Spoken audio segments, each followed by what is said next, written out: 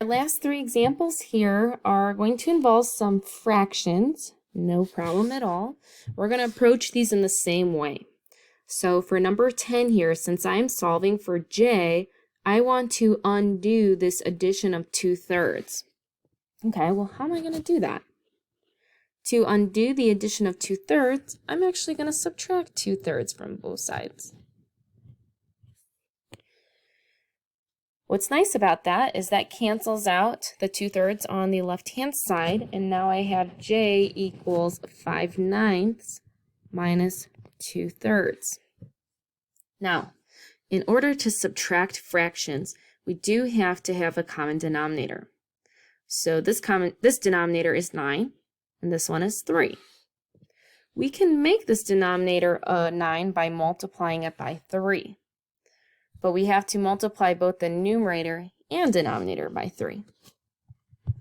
So if I do that, now I have 5/9 minus 6/9 from 2 times 3 and 3 times 3. Okay, so for my final answer, I know that the denominator will be 9. It will be my common denominator. And then if I do 5 minus 6, I get -1. So my final answer is j equals -1/9. Let's take a look at this example, number 11. So I have k minus 1/7 equals 2/3. Okay, well, if I want to get k alone, I have to undo this subtraction of 1/7. Okay, well, how do you undo subtracting 1/7? Yes, we should add 1/7. And what I do to one side, I should do to the other. The 1/7 will cancel, and now I have k equals 2/3 plus 1/7. All right, well, I need to get a common denominator. Here I have 3, and here I have 7. So what is my least common denominator? I'm thinking 21. Right, 3 and 7 both go into 21. So to make this 3 a 21, I need to multiply it by 7, which means I have to multiply the 2 by 7 as well. And to make the 7 a 21 over here, I need to multiply it by 3, which means I have to multiply the numerator by 3 as well. Okay, so 7 times 2 is 14 over 21. Good. Plus 1 times 3 is 3 over 21. All right.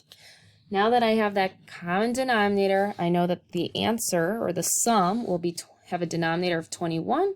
And now I can just add 4 plus 3, which gives me 17.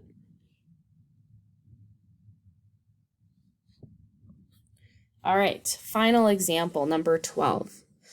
You'll notice here that I have -3/8 times h equals 4/5.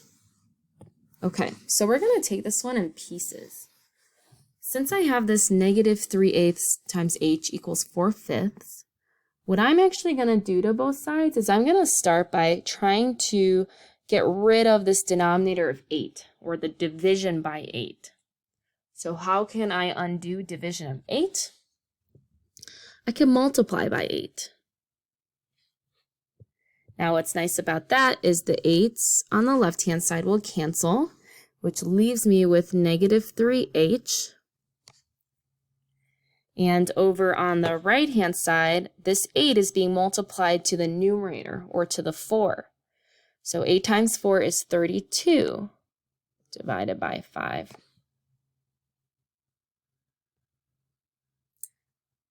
All right, so last step here is now I need to get rid of this -3 multiplied to the h.